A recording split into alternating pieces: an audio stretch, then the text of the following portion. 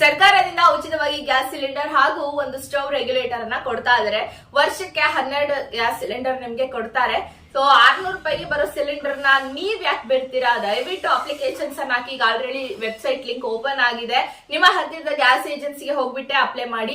Aadhaar card, ration card, bank passbook xerox ಹಾಗೂ 2 passport ಅಳತೆಯ photo ಬೇಕಾಗುತ್ತೆ. ನೀವು ಅಪ್ಲೈ ಮಾಡಿದ 2 ರಿಂದ 3 ತಿಂಗಳಿಗೆ ನಿಮಗೆ ಒಂದು ಕಾಲ್ ಬರುತ್ತೆ.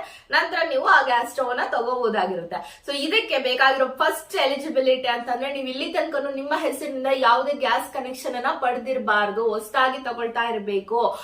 ಕೆಲವೊಬ್ರು ತಲೆ ಬಂದ್ಬಿಡುತ್ತೆ. ಈಗ ಆಲ್ರೆಡಿ ಇದೆ, ಅದನ್ನ ಕ್ಯಾನ್ಸಲ್ ಮಾಡ್ಬಿಟ್ಟು ನಮ್ಮನೆ ಹೆಣ್ಮಕ್ಳ ಹೆಸರಿನಿಂದ ತಗೋಬಹುದಾ ಅಂತ ಅಂದ್ರೆ ಬರೋದಿಲ್ಲ. ಯಾಕಂದ್ರೆ ಈಗ ನೀವು ಹೊಸದಾಗಿ ತಗೊಂಡು ಕ್ಯಾನ್ಸಲ್ ಮಾಡ್ಸಿರ್ತೀರಾ.